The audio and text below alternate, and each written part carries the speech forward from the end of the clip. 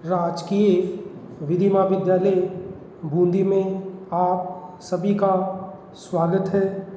पिछले वीडियो में हमने भारतीय दंड संहिता 1860 के अध्याय 4 जो कि साधारण अपवाद से संबंधित है की धारा 99 के विषय में अध्ययन किया था, जिसके अंतर्गत कौन से कार्य हैं, कौन से कार्य के विरुद्ध प्राइवेट प्रतिरक्षा का अधिकार नहीं है का अध्ययन किया था।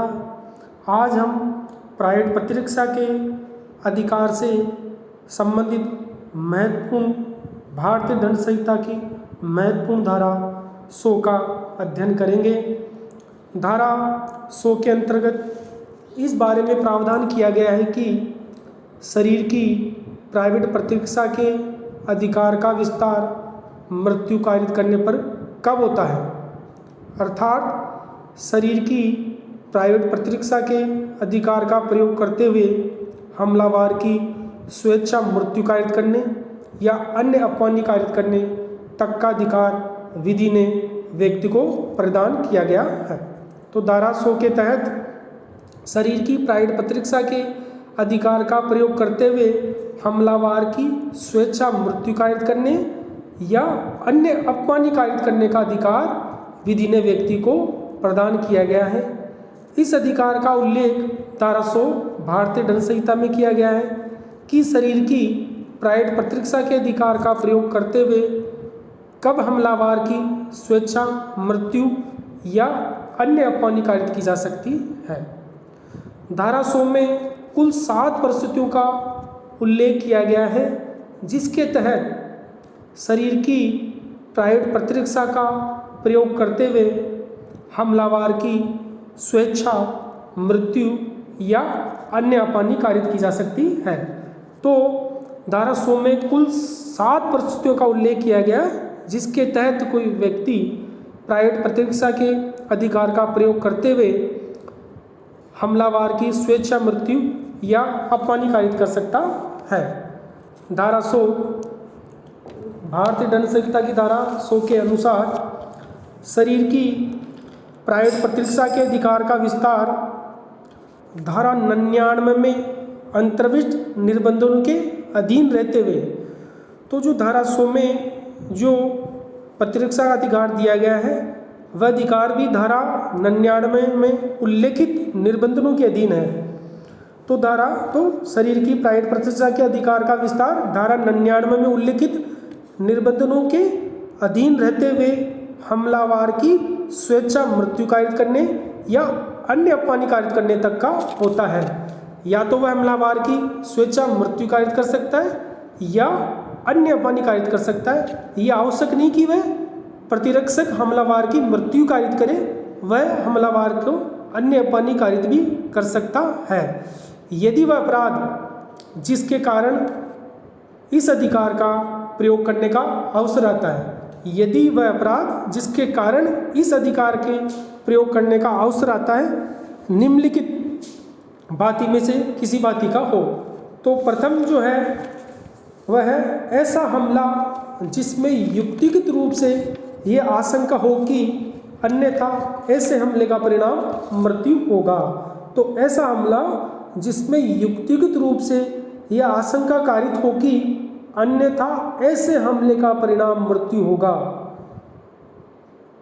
दूसरे शब्दों में, यदि परिस्थिति इस प्रकार की हो कि प्रतिरक्षक को हमले से ये युक्तियुक्त आशंका हो जाए कि यदि वह आक्रमणकारी की मृत्यु कारित नहीं करेगा तो आक्रमणकारी मृत्यु कारित कर देगा।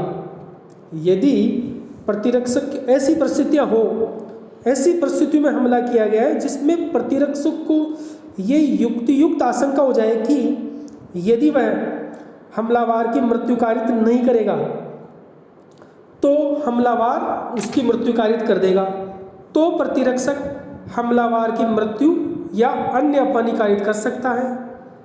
इस धारा में हमला शब्द का अर्थ वही है जो भारतीय दंड संहिता की धारा 351 में दिया गया है। तो हमला का अर्थ वही है जो धारा 351 में उल्लेख किया गया है। दूसरी परिस्थिति जिसके तहत शरीर की प्राइवेट प्रतिष्ठा का अधिकार का विस्तार मृत्यु कारित करने के तक होता है वह है यदि आक्रमणकारी ऐसा हमला करे जिससे युक्तिगत रूप से यह आशंका कारित हो कि अन्यथा ऐसे हमले का परिणाम क्या होगा, घोर उपपत्ति होगा, तो प्रतिरक्षक आक्रमणकारी या हमलावर की मृत्यु या अन्य हानि कारित कर सकता है। तो जो दूसरा जो परिस्थिति है जिसके तहत यदि आक्रमणकारी ने ऐसा हमला करा जिससे युक्तिक रूप से आशंका कारित हो कि अन्यथा ऐसे हमले का परिणाम घोर उपपत्ति होगा, तो प्रतिरक्षक हमलावर या आक्रमणकारी की मृत्यु या अन्य हानि कारित कर सकता है। और घोर उपपत्ति का वही अर्थ है जो संहिता की धारा 320 में परिभाषित किया गया है। तो घोर उपपत्ति का वही अर्थ है जिसको भारतीय दंड संहिता की धारा 320 में परिभाषित किया गया है। तीसरी परिस्थिति है यदि आक्रमणकारी ने बलात्संग कारित करने के आशय से हमला किया हो तो प्रतिरक्षक उसकी मृत्यु या कोई अन्य हानि कारित कर सकता है। यदि आक्रमणकारी ने बलात्संग कारित करने के आशय से हमला किया हो तो प्रतिरक्षक उसकी मृत्यु या कोई अन्य हानि कारित कर सकता है। और बलात्संग को भारतीय दंड संहिता की धारा 375 में परिभाषित किया गया है। चौथी जो परिस्थिति है यदि आक्रमणकारी ने प्रकृति विरुद्ध काम तृष्णा की तृप्ति के आशय से हमला किया हो, यदि आक्रमणकारी ने प्रकृति विरुद्ध काम तृष्णा की तृप्ति के आशय से हमला किया हो तो प्रतिरक्षक उसकी मृत्यु या कोई अन्य हानि कारित कर सकता है। यहाँ प्रकृति विरुद्ध अपराध की परिभाषा प्रकृति विरुद्ध अपराध का अर्थ वही है जिसे भारतीय दंड संहिता की धारा 377 में परिभाषित किया गया है। पांचवी जो परिस्थिति है जिसके तहत प्राइवेट प्रतिष्ठा के शरीर की प्राइवेट प्रतिष्ठा के अधिकार का प्रयोग करते हुए हमलावर की मृत्यु कारित की जा सकती है, वह है यदि आक्रमणकारी ने व्यपहरण या अपहरण करने के आशय से हमला किया हो। यदि आक्रमणकारी ने व्यपहरण या अपहरण करने के आशय से हमला किया हो तो प्रतिरक्षक उसकी मृत्यु या कोई हानि कारित कर सकता है। तो प्रतिरक्षक हमलावर या आक्रमणकारी की मृत्यु या अन्य हानि कारित कर सकता है। अपहरण के अपराध का वर्णन भारतीय दंड संहिता की धारा व्यपहरण के अपराध का वर्णन भारतीय दंड संहिता की धारा 359 में किया गया है, 59 तथा 60 और 61 में किया गया है, तथा अपहरण का उल्लेख भारतीय दंड संहिता की धारा 362 में किया गया है। छठी परिस्थिति यदि आक्रमणकारी ने इस आशय से हमला किया हो कि किसी व्यक्ति का सदोष परिरोध ऐसी परिस्थितियों में किया जाए कि जिससे उससे युक्तिगत रूप से यह आशंका कारित हो कि वह अपने को छुड़वाने के लिए लोक प्राधिकारियों की सहायता प्राप्त नहीं कर सकेगा। यदि किसी व्यक्ति का ऐसी परिस्थितियों में सदोष परिरोध किया जाए जिसमें उसे ये युक्तिगत रूप से आशंका कारित हो कि वह अपने को छुड़ाने के लिए लोक प्राधिकारियों की सहायता प्राप्त नहीं कर सकेगा, तो प्रतिरक्षक उसकी मृत्यु या अन्य हानि कारित कर सकता है। सदोष परिरोध के अपराध की परिभाषा संहिता की धारा 340 के अंतर्गत दी गई है। जो सातवां जो परिस्थिति धारा 100 में जोड़ी गई वह है दंड विधि संशोधित अधिनियम 2013 में जोड़ा गया था। जो सातवां आधार या सातवां परिस्थिति जो जोड़ी गई संहिता में वह वर्ष 2013 में जोड़ी गई थी, जिसके तहत शरीर की प्राइवेट प्रतिष्ठा का अधिकार प्रयोग करते हुए हमलावर की स्वेच्छा मृत्यु या अन्य हानि कारित की जा सकती है। तो सातवीं परिस्थिति है अम्ल फेंकना या फेंकने का प्रयत्न करना। अम्ल फेंकना या फेंकने का प्रयत्न करना जिससे घोर उपपत्ति कारित करने की युक्ति की आशंका कारित हो, तो उस परिस्थिति में प्रतिरक्षक हमलावर की स्वेच्छा मृत्यु या अन्य हानि कारित कर सकता है। तो भारतीय दंड संहिता की धारा 97 के अंतर्गत प्राइवेट प्रतिष्ठा का अधिकार हर व्यक्ति को अपने शरीर और अपनी संपत्ति तथा अन्य व्यक्ति के शरीर और संपत्ति के विरुद्ध प्राप्त है। तो धारा 97 के तहत जो प्राइवेट प्रतिष्ठा अधिकार व्यक्ति को प्राप्त है वह हर व्यक्ति को अपने शरीर की और संपत्ति की तथा किसी अन्य व्यक्ति के शरीर या संपत्ति की विरुद्ध प्राप्त है। अतः धारा 100 के अंतर्गत भी इस अधिकार का प्रयोग कोई व्यक्ति अपने शरीर या किसी अन्य व्यक्ति के शरीर पर आक्रमण होने पर इसका प्रयोग कर सकता है। तो धारा 100 के तहत भी कोई भी व्यक्ति अपने स्वयं के शरीर की या किसी अन्य व्यक्ति के शरीर की प्राइवेट प्रतिरक्षा का प्रयोग करते हुए वह हमलावर की स्वेच्छा, मृत्यु या अन्य हानि कारित कर सकता है यदि धारा 100 में उल्लेखित 7 परिस्थितियों में किसी भी परिस्थिति में वह मामला आता हो। इस धारा के तहत जो महत्वपूर्ण न्यायिक विनिश्चय हैं उनका अवलोकन करते हैं। प्रथम महत्वपूर्ण वाद है अजीत सिंह बनाम राज्य। अजीत सिंह बनाम राज्य 1971 क्रिमिनल लॉ जर्नल का एक महत्वपूर्ण वाद है। इस वाद के तथ्य इस प्रकार से थे कि इस वाद में ये प्रश्न न्यायालय के समक्ष आया कि क्या किसी लड़ाई का आरंभ करने वाला स्वयं प्राइवेट प्रतिष्ठा के अधिकार की मांग कर सकता है? क्या किसी लड़ाई का आरंभ करने वाला स्वयं प्राइवेट प्रतिष्ठा के अधिकार की मांग कर सकता है? इस वाद के तथ्य इस प्रकार से थे कि अभियुक्त जिसके पास भाला था ने मृतक जिसके पास डांग थी और जो उत्तेजित मन स्थिति में था को गाली दी। मृतक ने डांग से पहला वार अभियुक्त पर किया जिसने मृतक पर भाले से एक वार कर उसकी मृत्यु कारित कर दी।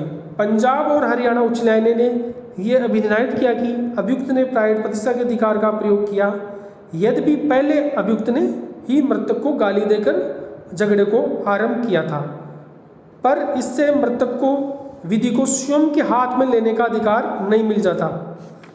फलत यदि मृतक गाली दीजिए के कारण क्रोधित हो गया और उसने डांग से अभियुक्त पर आक्रमण कर दिया तो अभियुक्त के पास उस आक्रमण से बचने के लिए प्राइवेट प्रतिष्ठा का अंतर्गत युक्तिगत बल प्रयोग करने का अधिकार था। अतः इस वाद में न्यायालय ने यह विधायन किया कि लड़ाई का आरंभ करने वाला व्यक्ति भी स्वयं प्राइवेट प्रतिष्ठा के अधिकार की मांग कर सकता है। परंतु कश्मीरी लाल बनाम पंजाब राज्य 1996 criminal law journal supreme court के बाद में उच्चतम न्यायालय ने यह अभिनिर्धारित किया कि उस व्यक्ति को प्राइवेट प्रतिष्ठा का अधिकार प्राप्त नहीं है जो स्वयं आक्रमण करता हो और जिसने अवैध रूप से आक्रमण किया हो। तो कश्मीरी लाल बनाम पंजाब राज्य में उच्चतम न्यायालय ने यह अभिनिर्धारित किया कि उस व्यक्ति को प्राइवेट प्रतिष्ठा का अधिकार प्राप्त नहीं है जो स्वयं आक्रमण करता हो, जिसने स्वयं आक्रमण किया हो और जिसने अवैध रूप से आक्रमण किया हो। गुलजार सिंह बनाम राज्य 1971 क्रिमिनल लॉ जर्नल उच्चतम न्यायालय का एक महत्वपूर्ण मामला है जिसके तहत उच्चतम न्यायालय ने 2 महत्वपूर्ण सिद्धांत प्रतिपादित किए। इस मामले में उच्चतम न्यायालय ने यह अभिनिर्धारित किया कि प्राइवेट प्रतिष्ठा का अधिकार न केवल उस व्यक्ति के विरुद्ध प्राप्त है जो वास्तव में वार करता है बल्कि उस विधि विरुद्ध जमाव के सभी सदस्यों के विरुद्ध भी जो विधि विरुद्ध जमाव के सामान्य उद्देश्यों को अग्रसर करने में लगा हुआ है। न्यायालय ने इस बात पर बल दिया कि अभियुक्त को स्वयं को दोषमुक्त कराने के लिए यह आवश्यक नहीं है कि वह सदा ही इस अधिकार का तर्क दे। तो न्यायालय ने यह भी अभिनिर्धारित किया कि अभियुक्त को स्वयं को दोषमुक्त कराने के लिए आवश्यक नहीं कि वह सदा इस अधिकार का तर्क दे।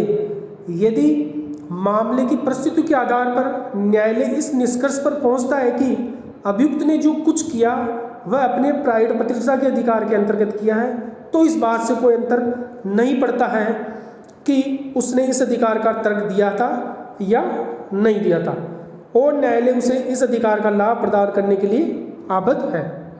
अतः अभियुक्त को हमेशा इस अधिकार का प्रयोग करने का तर्क देने की आवश्यकता नहीं है। यदि परिस्थितियां ऐसी है जिसके आधार पर न्यायालय निष्कर्ष पर पहुंच सकता है कि अभियुक्त ने जो कुछ किया है वह अपने प्राइवेट प्रतिष्ठा के अधिकार के अंतर्गत किया है तो इस बात से कोई अंतर या कोई फर्क नहीं पड़ता है कि उसने इस अधिकार का तर्क दिया हो। अतः इस अधिकार का तर्क दिया जाना आवश्यक नहीं है। अगर न्यायालय वाद के तथ्यों परिस्थितियों के आधार पर ये अभिनिर्णय करता है कि अभियुक्त ने जो कुछ किया वह प्रायः प्रतिशत अधिकार के प्रयोग में किया था, तो न्यायालय अभियुक्त को इस अधिकार का लाभ प्राप्त करने के लिए आबद्ध है। तो धारा 100 भारतीय दंड संहिता में कब शरीर की प्रायः प्रतिशत अधिकार का विस्तार मृत्यु कारित करने तक होता है के संबंध में महत्वपूर्ण प्रावधान किए गए हैं, जिसके तहत व्यक्ति को हमलावर की स्वेच्छा मृत्यु कारित करने या अन्य अपमानी कारित करने का अधिकार विधि ने प्रदान किया गया है, जिसके तहत वह स्वयं के शरीर की या अन्य व्यक्ति के शरीर की प्रायः प्रतिरक्षा का अधिकार का प्रयोग करते हुए वह हमलावर की स्वेच्छा मृत्यु या अन्य अपमानी कारित कर सकता है, यदि परिस्थितियां ऐसी हो जिसका उल्लेख धारा 100 में किया गया है, जिसके तहत 7 परिस्थितियों का उल्लेख धारा 100 में किया गया है, जिसके अंतर्गत प्रतिरक्षक हमलावर की स्वेच्छा मृत्यु कारित कर सकता है या अन्य अपमानी कारित कर सकता है। Thank you.